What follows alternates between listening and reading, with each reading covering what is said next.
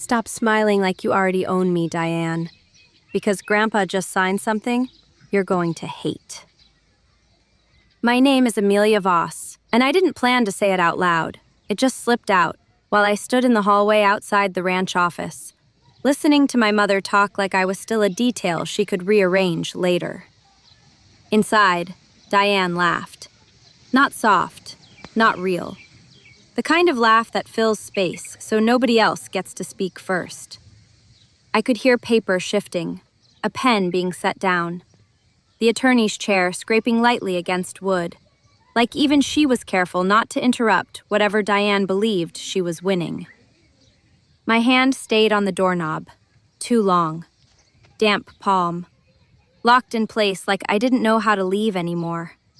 That feeling hit first, before anything else, like I was 9 again, standing on that porch with a plastic suitcase, pretending I hadn't just been left there on purpose. I told myself later I stopped crying after that day. That was a lie I got good at. People think abandonment is dramatic. It isn't. It's quiet. It was the vinyl seat sticking to the backs of my legs in the Buick. 6 hours of driving where nobody bothered to fill the silence, not even out of guilt. My mother Diane finally spoke when we turned onto the gravel road. Don't make this harder than it needs to be. She didn't look at me when she said it. She adjusted her sunglasses instead, like I was a glare she didn't want to deal with. Harder for who? I didn't ask. I was 9. You don't argue with decisions that already finished happening. My father, Glenn, kept driving, one hand on the wheel, the other tapping like he was counting down to freedom. When we stopped, the car didn't fully turn off. Like even it wasn't sure I was meant to stay. My suitcase hit the porch. No explanation followed it, just air. Then the door opened. Henry Ashford stood there like he had been there the whole time. No softness, no surprise. "Carry it yourself," he said. So I did. That was the beginning of everything he taught me without ever calling it teaching. You don't get carried through life just because you're tired. The ranch didn't welcome me. It didn't reject me either. It just existed. Dust, oil, leather, machinery that always sounded slightly older than it should have. Henry didn't ask questions that first day. He pointed. Watch. So I watched. Then I worked. There was something almost insulting about how simple it was. Fixing things, measuring, tightening, repeating until it held. It was easier than understanding why nobody had wanted me. At night, I waited for footsteps that never came.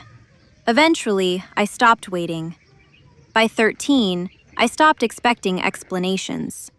By 15, I stopped expecting people. My parents still called sometimes, not to connect, just to check if things were still running smoothly in the background of their lives. Diane spoke like she was updating inventory. Glenn spoke like I was a habit he hadn't broken yet. "Are you behaving?" he asked once. I laughed after that call ended, not because it was funny, because I didn't know where else to put the sound. When I was 15, they promised to visit. I cleaned the guest room like it mattered, like preparation could change intent. Henry didn't comment. He just left a slice of store-bought cake on the counter later without saying why. The day came. No car. Just a voicemail at sunset. Something came up. We'll try again. Try again.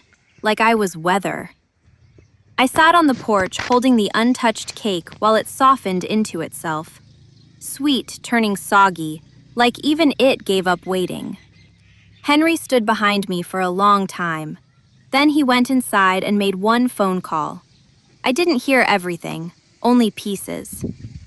Don't promise her things you won't do. A pause. No, not again. After that, the calls became rarer. I told myself I didn't care. I did anyway, just quietly. Life didn't improve. It organized itself. Engineering made sense in a way people didn't. Everything had limits, stress points, predictable failure. So I built my life like I built fences, section by section, expecting damage but planning for repair. Henry never said he was proud. He just kept handing me harder problems. Somewhere along the way, I realized that was his version of love. Not warm, but real. I didn't understand who Henry actually was until much later. To me, he was just a man who fixed things and went to bed early.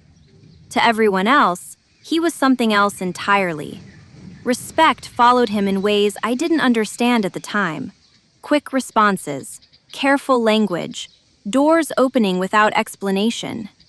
He lived like money didn't matter, but it did, just not in the way people expected. The sickness came slowly enough that I almost convinced myself it wasn't real.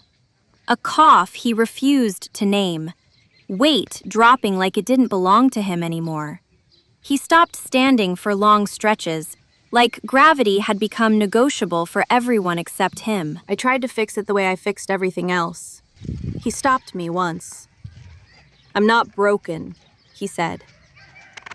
I didn't argue, because I understood something I didn't want to admit. He wasn't asking to be repaired. The conversation about the attorney happened on an ordinary evening. Nothing dramatic, no warning, just him sitting in his chair, watching the light shift across the room.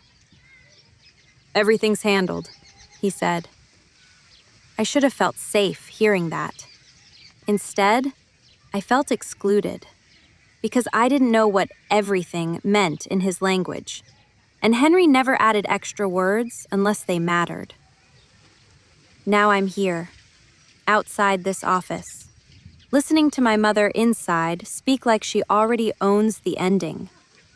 Glenn's voice follows hers, low, impatient, like he's only present because absence would look worse. Then the attorney speaks, calm, measured.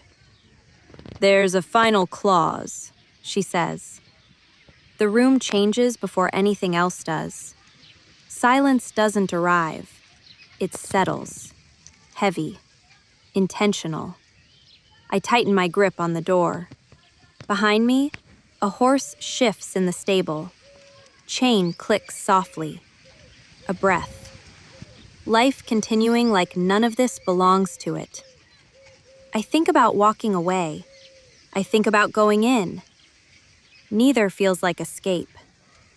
Inside, paper moves again, and something in me understands, before I've seen anything, that this isn't just about inheritance. It's about selection.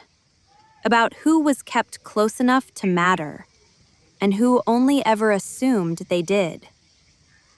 My hand turns the knob. I don't remember pushing the door open, only the moment my mother's voice stopped mid-sentence, like she felt it, before anyone spoke, before anything was read. The rules had already changed, and for once, she wasn't the one who made them.